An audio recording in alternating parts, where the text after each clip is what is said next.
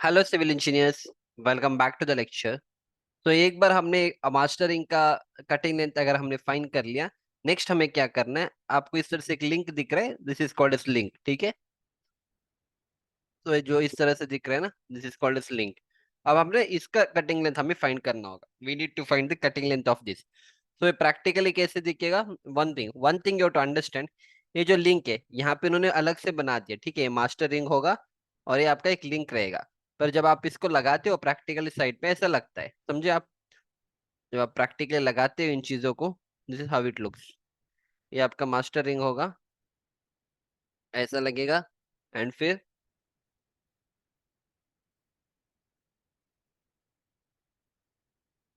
फिर ये जो रिंग है ना, इसके बीच में ऐसा रहेगा, ठीक है? और ये लिंक आपका इस तरह से आएगा, समझे आप?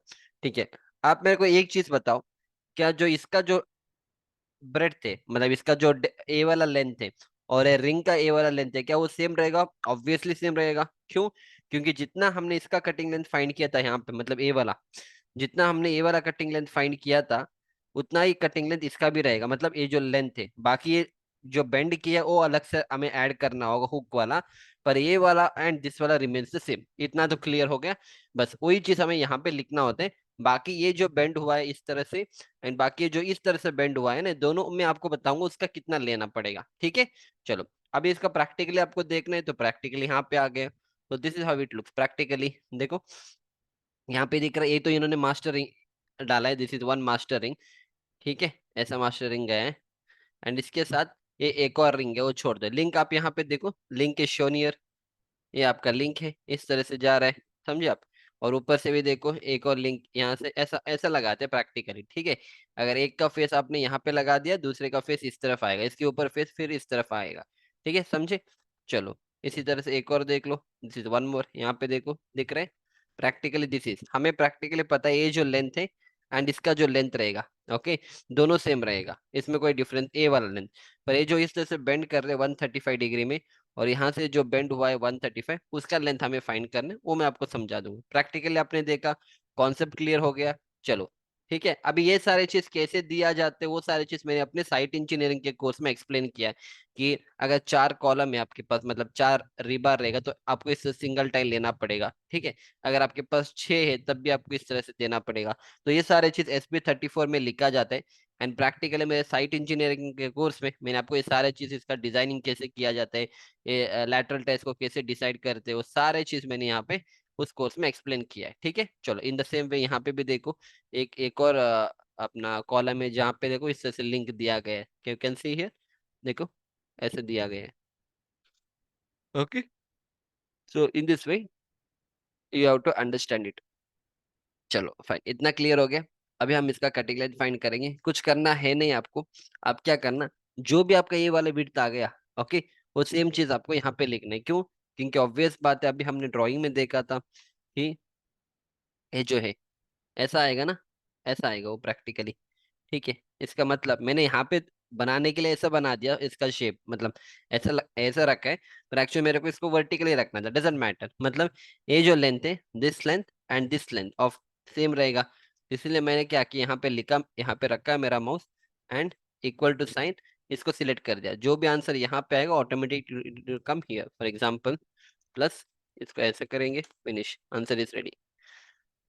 यहाँ पे रख रहा हूँ मैं, keep it here and centre. समझ में आ गया? फिनिश। अब बस नेक्स्ट क्वेश्चन क्या आएगा कि सर, ये जो हुक है, ये जो हुक है एंड दिस हुक, ये हमें कितना लेना पड़ेगा? अगेन, इसका दो आंसर रहेगा। फर्स्ट आंसर मैं आपको कोड बुक से एक्सप्लेन करूंगा। तो again if you come to the code book, तो यहाँ पे वो वाला ऑप्शन देखेंगे।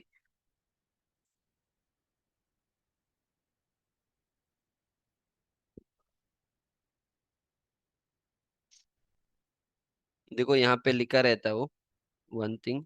जैसे यहाँ पे देखो, this is the same thing, okay? ये आपका एल हो गया, फिर ये आपका एच हो गया, एंड ये आपका एच हो गया, ठीक है? तो दैट मीन्स इसका कटिंग लेंथ कितना आएगा? L plus H plus H, L plus 2H आएगा। पर एच क्या है वो हमें पता नहीं, what is this H, that we don't know. तो उसके लिए आपको इस कोड बुक में आना है। एंड यहाँ पे देखो एक code book, so hook and bend allowances यहाँ पे लिखा है कोड बुक में। तो फर्स्ट इसका मतलब समझेंगे, ठीक है? सो अपने पास ना तीन टाइप के रीबार होते हैं। एक होता है आपका माइल्ड स्टील, ये आपका माइल्ड स्टील का है। दूसरा होता है medium tensile steel. Okay. And तीसरा आता है आपका कोल्ड ट्विस्टेड बार। ओके, जो हम सीटीडी बार या HYSD बार बुलाते हैं। अब जितने भी हम कंस्ट्रक्शन करते हैं ना, एवरीथिंग इज HYSD बार और CTD बार। तो हमें ये जो कोल्ड वर्क स्टील रीबार है ना, इसका जो वैल्यू यहाँ पे लिखा है वो हमें लेना पड़ेगा। इतना क्लियर हो गया? तो आपको इसमें से कोई वैल्यू नहीं लेना है। No value should be taken from this column. The reason is, ये आपका माइल्ड स्टील का बार है, this is mild steel, and a medium tensile का बार है। ओके। तो ये दोनों आजकल हम यूज नहीं करते। हम जितने भी यूज करेंगे, it is called as HYSD bar, which is cold work steel bar according to IS 1786। बस इतना याद रखो, फिनिश। अब इसमें से इसमें से हमें क्या करना पड़ेगा, इसमें से हमारा कौन सा डायमीटर का बार हम फाइंड, 8 mm का सरिया है ना। तो अगर मैं 8 mm, तो अगर मेरे को 8 mm का फाइंड करना है, तो हम कहाँ पे फाइंड करेंगे? This is what we are suppose to find. So मेरा 8 mm का होगा, और इसमें से I am concern with this one. ठीक है, दिस वन। तो बताओ 8 mm के लिए मेरे को कितना रखना पड़ेगा? That hook length it has to be 105, minimum 105 एक साइड। तो एक साइड 105 होगा। जैसे अगर ये वाला रहेगा इस तरह से, तो ये आपका 105 रहेगा, ये भी आपका 105 रहेगा, अगर आप 8 mm का बार यूज कर रहे हो तो। ठीक है। अब ये 105 का मतलब क्या है, वो दैट विल ट्राई टू सी। तो थोड़ा अगर ऊपर चले जाओगे, तो यहाँ पे लिखा है कि ये आपका HA। ओके, ये आपका इस तरह से HA। ओके। तो H, आपको ये जो H है, ये डिसाइड करेगा आपके रूट रेडियस के ऊपर, दैट इज K के ऊपर। तो K has a value of 2 in case of mild steel, K का वैल्यू 3 रहेगा in case of medium tensile, and K का जो वैल्यू है 4 रहेगा in case of cold work steel. मतलब हमें क्या करना है, हमें जो K का वैल्यू है, तो 4 हमें लेना है K का वैल्यू। Okay, and that is for cold work steel conforming. तो हमारा है कोल्ड वर्क स्टील है, और हमारे यहाँ पे के वैल्यू 4 है। के मतलब क्या है? ये जो रूट रेडियस होगा ना, ये वाला देखो, के यहाँ पे मेंशन किया गया है। तो K is called as root radius. अगर के का वैल्यू 4 होगा, जो आंसर वहां पे आएगा ना, वो हमें एच का लेना है। अब ये कहाँ से फाइंड करेंगे, वो आपको यहाँ से मिलेगा। फॉर एग्जाम्पल, यहाँ पे देखो, हुक अलाउंस टेकन एज क्या क्या लिखा है। Hook allowance taken as 9D, 11D, 13D and 17D for K value 2। So 2 K लिए कितना लेना पड़ेगा? 2 के लिए आपको लेना पड़ेगा 9D, ये फर्स्ट वाला। ठीक है। फिर 3 के लिए आपको लेना पड़ेगा कितना? 11D exactly. एंड फिर 4 के लिए कितना लेना पड़ेगा? 13D। हमारा आंसर क्या है एक्चुअली? यहाँ पर हमारा के का वैल्यू 4 है यहाँ पे, because it is a cold state bar. And 4 के लिए हमें कितना लेना पड़ेगा? 13D। और ये 6 है, 6 के लिए 17 लेना पड़ेगा। ये तभी काम आएगा जब आपका डायमीटर ऑफ द बार 25 से ऊपर है। ओके, आपको मैं ऐसे समझा दूंगा। देखो, अगर आपका बार अगर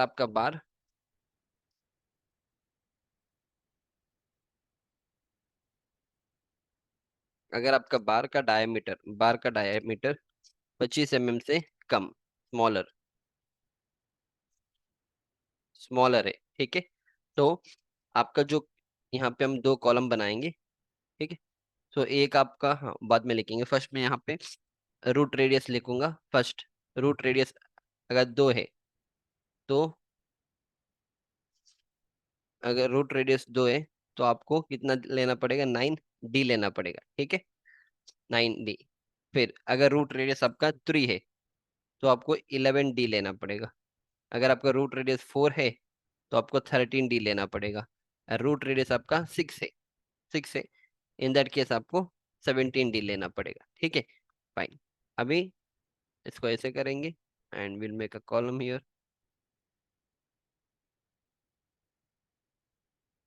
जो है थोड़ा टाइम लगेगा, सिंपल है, बस एक चीज इसमें समझाने के लिए एक ही चीज है, पर मेरे को इतना एक्सप्लेनेशन देना है, so that there is no doubt left. ठीक है, ये मेरा के वैल्यू है, एंड दिस इज 1, 2, 3। ठीक है, and this is finally 4। And ये आपका के वैल्यू है, दिस इज माई के value, and this is my H value. Okay, and इसको निकाल के यहाँ पे,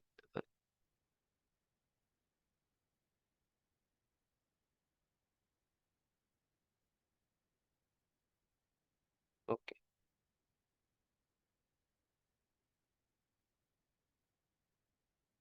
तो ये आपका की वैल्यू रहेगा, एंड दिस इज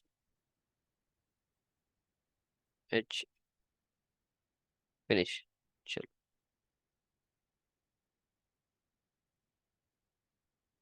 चलो काफी है, ठीक है। इतना समझ में आ गया। तो हमारा के वैल्यू कितना है, 4। उसके लिए हमें कितना लेना पड़ेगा, 13D। तो अभी अगर मैं इसको ऐसे ऐसे ड्रॉ कर दूं, if this is bar and this has to be कितना, 13D, ठीक है। तो यहाँ पे 13D, 13D, और इस साइड भी आपका 13D होगा। एंड मान के चलो हम यहाँ पे 8 mm का सरिया यूज करें, तो कितना हो जाएगा, 13D × 8, तो 13 × 8 कितना हो जाएगा, 105 mm हो जाएगा। How much it is, 105। 13 × 8, 13 × 8, 104 हो जाएगा, ठीक है। 104 mm। बस ये आपको यहाँ पे 104 mm रखना है। This will be 104 mm, and this also will be 104 mm, ठीक है। मैन्युअली करके दिखाया, कहाँ से लेना है वो भी समझा दिया। अब फिर अगर तुम यहाँ पे आ जाओगे तो यहाँ पे वही चीज लिखा है, 8 mm के लिए आपको 105 लेना है। तो हमने मैन्युअली 104 दिया है, कोड बुक ने डायरेक्टली 105 किया है, ठीक है। आप चाहे तो डायरेक्टली 105 ले लो, या you can even put 13 × D, that is how it is. समझ में आ गया, इतना कॉन्सेप्ट क्लियर है। अगर आप 25 डायमीटर से ऊपर बार ले रहे हो, तो इन दैट केस आपको 17D आपको हुक लेंथ लेना है। ये जो हुक लेंथ है ना, ये आपका 17D होगा, अगर आपका diameter of the bar is greater than 25। वो कहाँ पे लिखा है, वो यहाँ पे लिखा है, डिलीट कर रहा हूँ, या fine. In case of bar about 25 mm, however, it is desirable to increase the K value to 3, 4 and 6 respectively. ठीक है, that's it। चलो, समझ में आ गया इतना कॉन्सेप्ट। अब कुछ इतना कॉन्सेप्ट समझा दिया है, यहाँ पे कुछ करना नहीं। 13D यहाँ पे लगाना है, देखो 13 × D यहाँ पे लगा दूंगा मैं। 13 × D, डायमीटर इज 8 mm। बस, your answer is ready. 13 × 8, finish, answer ready होगा 104। और यहाँ से भी, यहाँ पे भी आपका 104 हो जाएगा। क्लियर है, इतना क्लियर, फिनिश। अब एक बार हमने इसको बना दिया, ठीक है। अब हमें क्या करना है, टोटल कटिंग लेंथ फाइंड करना है। अब देखो टाइल्स, यहाँ पे नंबर ऑफ मेंबर 3 ही रहेगा, क्यों, जितना आपका यहाँ पे रहेगा वो सेम यहाँ पे रहेगा। तो इसको मैंने यहाँ से इंटरलिंकिंग किया है, ठीक है। अब interlink this value with this. अब डायमीटर इसका भी 8 रहेगा, इसका जो 8 है इसका भी 8 ही रहेगा। नेक्स्ट स्पेसिंग, स्पेसिंग भी सेम ही होता है। जो यहाँ पे स्पेसिंग होता है ना, ये भी 200 ही होगा, क्योंकि अगर आप ड्राइंग देखोगे, दिस इज सेम। ये जो 200 सेंटर टू सेंटर स्पेसिंग लिखा जाता है, 8 8 200, तो ये दोनों के लिए सेम है। ये मेन बार इसके इसके लिए भी 200 सेंटर टू सेंटर, और ये लिंक के लिए भी 200 सेंटर टू सेंटर, ठीक है। तो that is why everything is interlink. चलो, नेक्स्ट इस नंबर ऑफ बार, वो भी सेम आएगा, क्योंकि जब स्पेसिंग भी सेम है, और जब जितना ये इसका नंबर लगेगा उतना भी इतना ही इसका नंबर ही लगेगा। तो ये भी हमने इसके साथ लिंकिंग किया है। क्या करना है, सिलेक्ट करो, इसके साथ लिंक करो, जो भी आंसर यहाँ पे आएगा वो सेम यहाँ पे आ जाएगा, ठीक है। स्पेसिंग भी आपका सेम रहेगा, इसको इसके साथ लिंक किया है। एंड फिर डायमीटर भी सेम ही होता है, इसको इसके साथ लिंक किया है। एंड ऑब्वियसली नंबर जितने कॉलम आपका, इस तीन, ओके सॉरी, हाँ, यहाँ पे आना था, दिस वन। हाँ, जितना यहाँ पे रहेगा वो भी यहाँ पे रहेगा, ठीक है। फाइन। बस क्या चेंज होगा, कटिंग लेंथ चेंज होगा। कटिंग लेंथ कैसे फाइंड करेंगे, simple, plus 104 plus 112 plus 104, enter, finish. 320, 320, ready. तो कटिंग लेंथ इज रेडी। अब कटिंग लेंथ मीटर में कैसे करेंगे, 320 को डिवाइड बाय 1000 करो, it comes out to be 0.32। अब टोटल कटिंग लेंथ क्या करेंगे, 0.32 मल्टीप्लाई बाय 65 मल्टीप्लाई बाय 1 करेंगे, so will get, so that is 0.32 multiply by 65 multiply by 1, ये आ जाएगा 20.8 कटिंग लेंथ। अब इसका वेट कैसे फाइंड करेंगे, सिंपल, वेट कैसे फाइंड करेंगे, टोटल कटिंग लेंथ आ गए, 8 mm का सरिया है, तो टोटल कटिंग लेंथ को अगर मैं मल्टीप्लाई करूंगा 0.395 से, मेरे को वेट निकल के आ जाएगा 20.8 multiply by 0.395, so it will be 8.216, finish. तो इस तरह से हमने क्या किया, पूरे सीवन कॉलम का जितने भी बार होते, मेन बार, उसके बाद लैटरल टाइल्स, फर्स्ट सेट, ये आपका सेकंड रहेगा, तो सारे हमने निकाल लिया। अब इसका वेट हमें फाइंड करना है यहाँ पे। आप चाहे तो अलग से यहाँ पे लिख सकते हो, नहीं तो बाद में आप अलग से लिखो। पर अगर हमें बस इस सीवन कॉलम का वेट निकालना है, तो क्या करना है, बस एक बार एडिशन करके दिखाऊंगा, plus this value 8.216 plus 24.135 and इसका भी ऐड करेंगे 16 का, ठीक है। तो टोटल हमें 228.397 kg का स्टील चाहिए, जिसमें 8 mm का आप अलग से बना लो, 24 + 8 = 30, इसमें 32 kg आपका 8 mm का चाहिए, एंड बाकी 196 kg आपका स्टील चाहिए 16 डायमीटर का, ठीक है। तो that is how the column BBS has to be done. तो इस तरह से हमने पूरे कॉलम का बीबीएस बना लिया। And in the same way अब इसके बाद जितने भी कॉलम्स है ना, अभी तो मैंने एक का समझा दिया इस कॉन्सेप्ट के हिसाब से, C1 column on F1 footing, फिर C8 C12 C25 C9 C10 C11 C20।